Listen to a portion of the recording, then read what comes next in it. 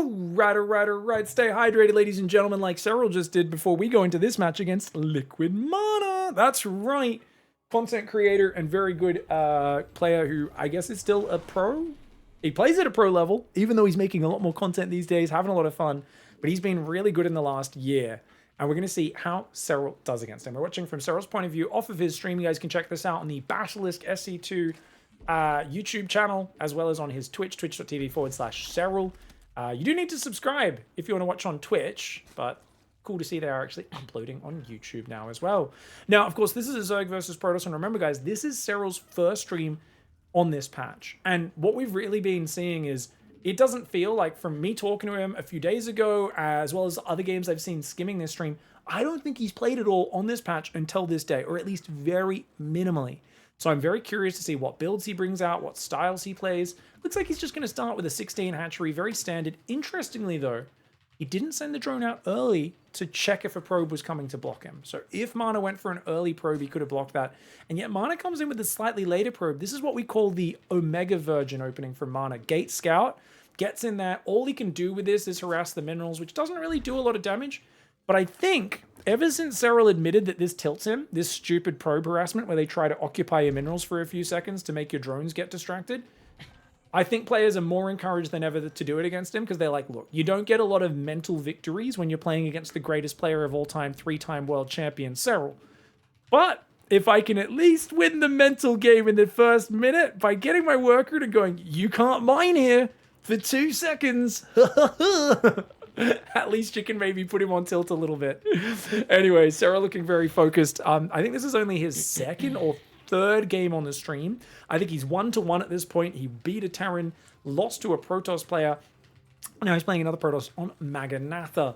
Now, I think if we talk about the differences in SC2 with this recent patch, for ZVP specifically, Storm is meant to be a bit weaker against Zerg, because Zerg has a lot of fast-moving units, and they can hit really good timing attacks with them. And the Storm, whilst it has a bigger radius, lasts twice as long, it does a lot less damage per second. So it's good for creating an area that's like, ooh, you'll get damaged if you're in here for too long. But the old Storm used to do that and also kill stuff really bloody fast. So the lower damage per second on this Storm, in theory, guys like Serral may just be way stronger against it, at least until you're in a maxed out battle where the big radius maybe allows the Storm to cover so much of the screen and hit so many units that it actually stacks up and becomes a better spell. The other big thing, and I was messaging Serral. I was saying, hey man, have you played? What do you think? He said he was sick, hadn't played the patch at all when I'd messaged him a week ago. So I imagine now he's getting in there and trying it out. And what I'd said is, I can't wait to see if Microbial Shroud Infestors with Ultras will be able to beat Immortals in ZVP. That'll be really interesting to find out. So Serral, remember what I said to you on Discord. I was planting a seed. Let's see if that seed has grown, because that's the in theory only real big. I mean, there's another big change in late game is Broodlords fire their first shot much quicker. So Broodlords, they're a little bit slower on movement speed than the last patch, but I think the buff they got is way better than the nerf they got. The fact that they shoot their first shot straight away, they're going to be much better at just chipping at the enemy units and picking them off. But the other thing is, hey, can you just play Ultra Corruptor Infestor in late game? Can you not bother with Lurkers and Broodlords and stuff? Can you actually play this like kind of simpler style? Mana gets a drone, gets out of there. Nice play for Mana. Oh, do you guys hear that? If I lose a drone there, I'm like, that's annoying. Serral is like so mad that he lost a drone there. And that Oracle turned on a laser to kill a Zergling. He did see a third gas, but nothing else. It's got to make him wonder, what are you trying to hide, Mana? Now, of course, for those who aren't familiar with the Serral Point of View series, we cast videos off of his stream pretty much anytime he streams, because it's just fascinating to watch a world champion. He is a bit rusty on streaming, which is why he's not commentating. He's just kind of figuring out this patch today, so we're not going to have as much of his kind of stream of consciousness while he plays. But yeah, it's really fascinating, because you will always see he holds himself to a much higher standard than anyone else. Basically, people have often described StarCraft as a game where not always about the player who has the most amazing strategy and always is looking for the best move to win. Sometimes it just boils down to who makes less mistakes, who can play a cleaner game and the pressure of everything that's going on. Speaking of which, he scouts a quick Twilight Council and Forge. Both went down at about 4 minutes, maybe even slightly, yeah, probably about 4 minutes. It's pretty quick for those. I think this is just signs of Mana's build being greedy, though. I don't think it means there's any crazy timing attack coming. I would be curious if it's charge and +1 attack rather than blink.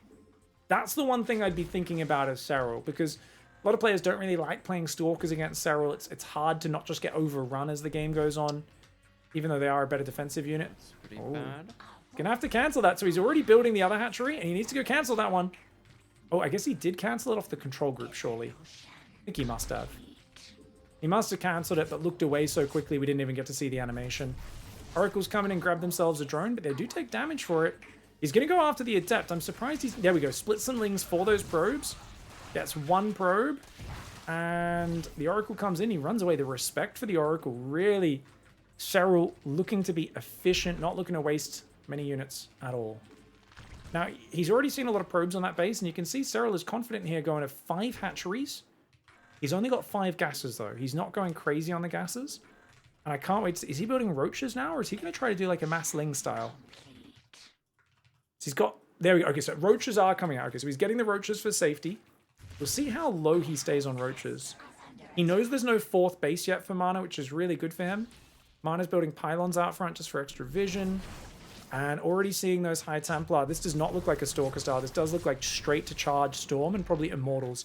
Might be a Warp Prism heading across the map soon as well. So far, Serral is not using the faster Spire build time nor the cheaper Spire to go mutas. He's playing very standard, very straight up. In this game.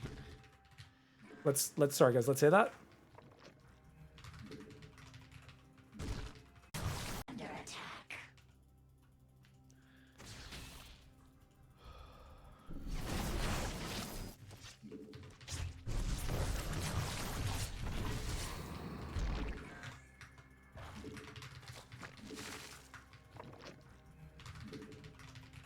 I didn't catch it, guys. Sorry, I thought I rewound to that moment, but maybe not. I'm just gonna all in this game.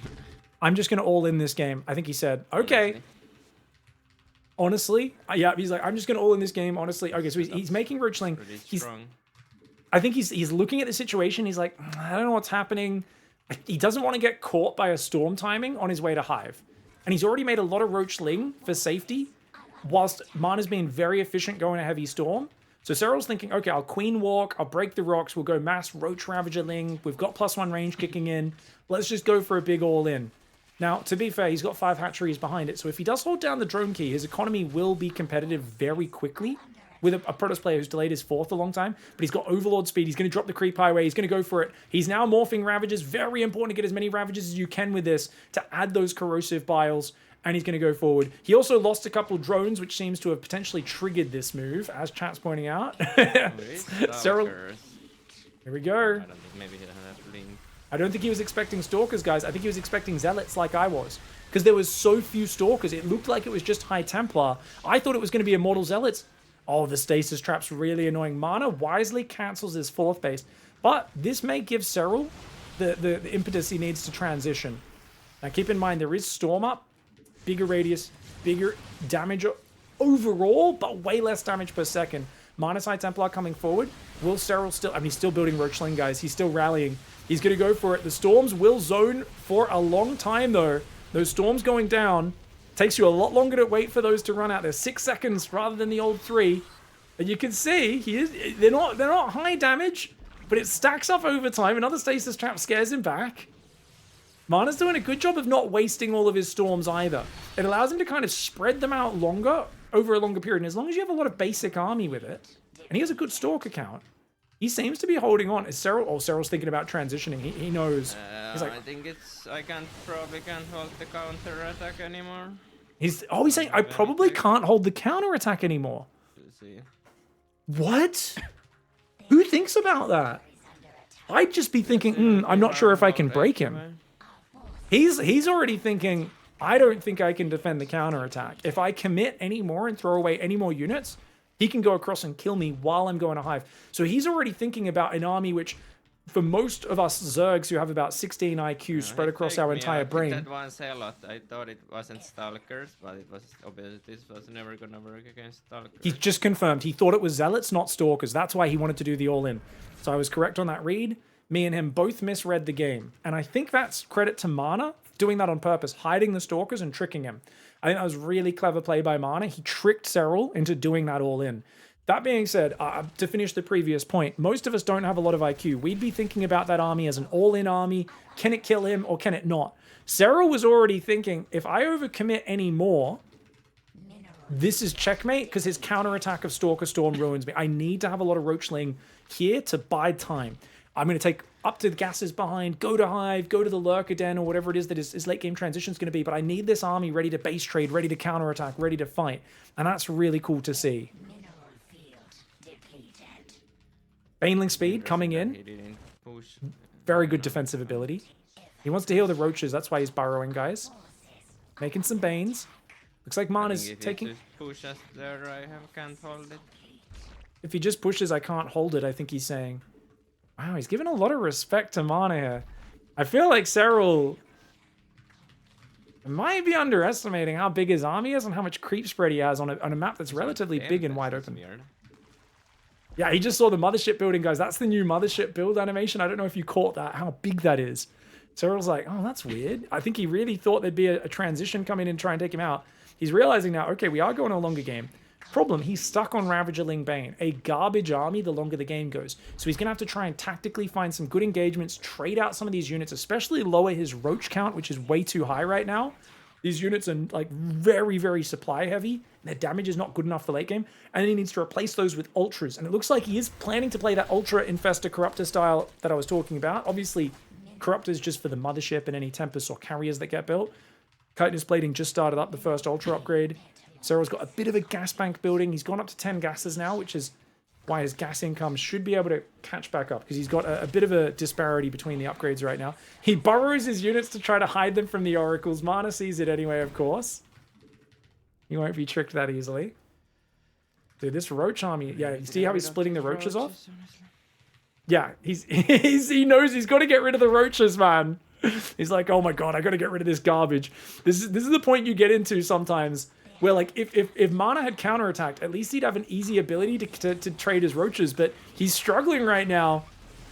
Okay, he's going to go for the pylons. He needs to trade these units, even though it's a bad fight. He's going to try and run away because he doesn't want to just throw them away. He wants to, like, yeah, if you blink forward now, I can maybe kill some stalkers. I can pull you out of position. These units can maybe do some damage. But he doesn't want to throw away the main army. So, see, this is more of a, if Mana was fully out of position, he would have gone further. But Mana storms him away. Main army cleans up the roaches. And now ultras are being built to replace those. A lot of supply free. Are we not building? Okay, there we go. 3 more ultras do start up. Those roaches down the bottom. It's all about throwing these roaches away right now. Man, there's so much High Templar energy, isn't there? He gets... Oh, he doesn't get the High Templar. The Mothership Cloak saves it. So those roaches are killing nothing. And he needs time to get those ultras out. Does he have Microbial Shroud? I mean, surely he has Microbial, right? Dude, if he didn't make Microbial in this game... I'm really tiny, actually. I'm gonna be in trouble. He says, this is really tight, actually, realizing he doesn't have the ultras out. He's only got 1. He needs more time. He needs... Okay, the ultras are here. But now Mana knows about it. He's going to run away. And he's going to go into Immortals... Just only, Immortals to counter the ultras. Alright, let's catch what Serral just said there. It's basically just only... I don't know. Maybe one of you got it. It's basically just something he said. Alright guys, sorry. We had a bit of lag there, so we're just pausing and playing again. I don't know why there's like a weird thing happening with browser video where I need to like pause and play it, and then it just fixes itself. We're back into the game. Corruptor's coming out now as well. I think he was basically surprised at how small the Protoss army was before.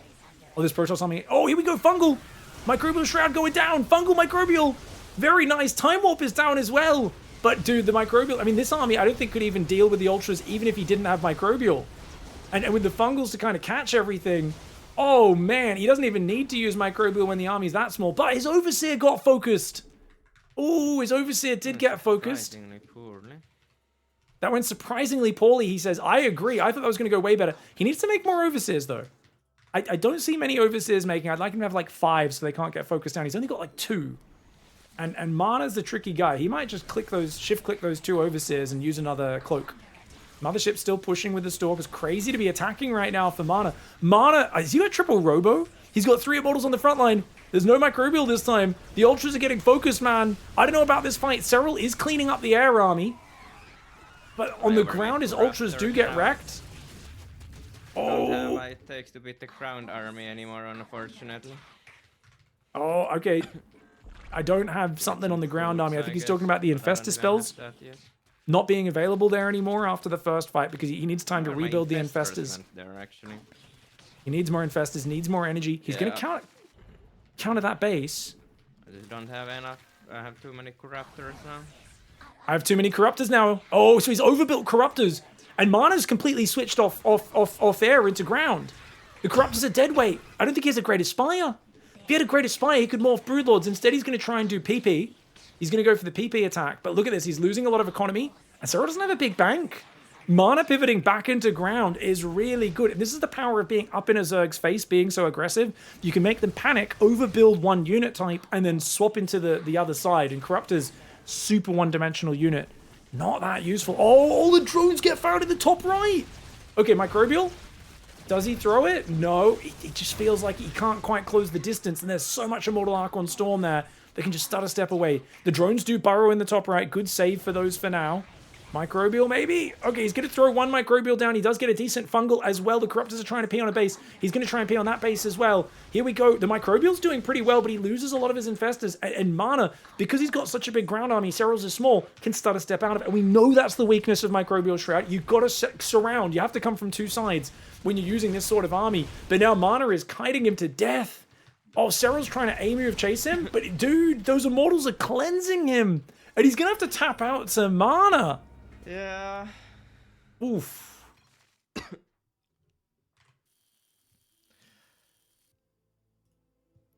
Yeah, it was a mistake to go. This will be the last game already. The next one. It was a mistake, and he's saying, oh, the next game's the last one already. He's like, I'm done.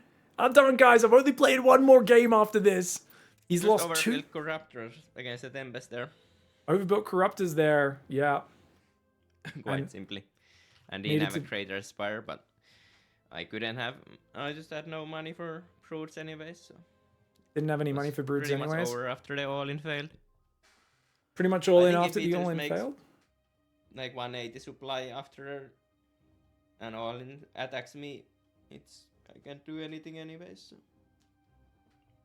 I love hearing Serral like replay the whole game in his head. What went right, what went wrong. And I think that about sums up the analysis we got in this particular post game. But it's cool to see Serral struggle a little bit. And it really came down to that fact earlier on. Remember, guys, the units ran in. I'll show you here in the replay, actually.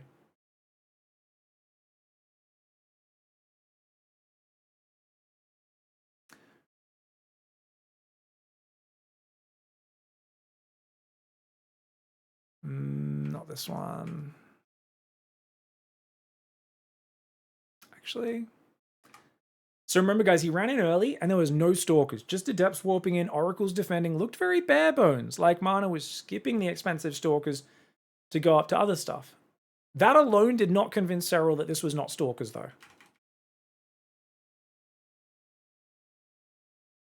So this is the moment here at just past 6 minutes, which convinced Serral to go all in. It was this information combined with him losing a few drones to the Oracles.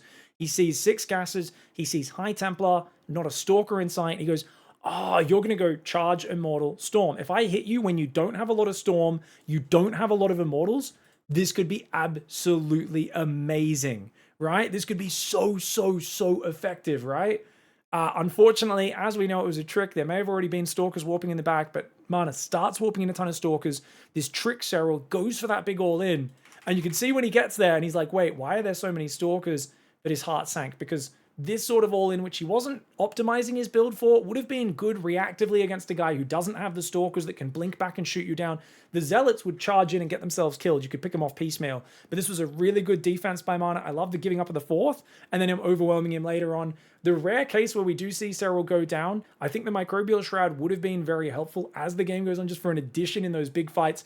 And I think what I really feel sad that we didn't get in this game is when we got to these later stages, we never, because the Mothership and the Tempest forced him into Corruptors and he way overbuilt them, right? He built like 20 Corruptors and there was only like 3 Tempests in the Mothership. He should have only built about maybe 10, at most 12 Corruptors, I would say.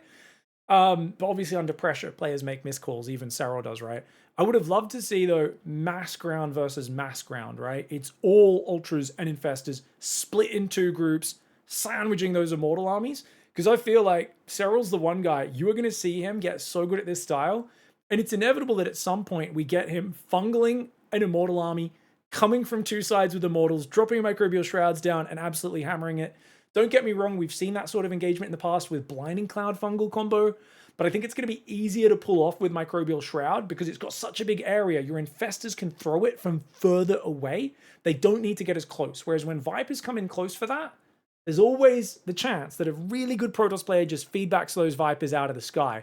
That's not going to happen to infestors throwing the Microbial from a bit further back. So that's what I would love to see. You guys let me know. Is Microbial Shroud overrated? Is this Ultralisk Infestor style stupid? Is that what cost Serral the game? I know there's a lot of StarCraft viewers who are just adamant that Ultras are the worst unit ever. But let's be real, guys. The Ultras were performing pretty well until the end of the game when he had like 5 Ultras with no or very little Spellcaster support against a massive Immortal Archon. When they're bad, they're trash. Don't get me wrong, but when they're used right, they're so good. I think Microbial Shroud with Ultras is going to be something 6 months, 9 months from now, we're going to see more and more of. You guys let me know what you think. Thanks so much, Serral, for the video, and Basilisk for posting it on YouTube as well. We'll catch you guys in the next one. Goodbye and good night.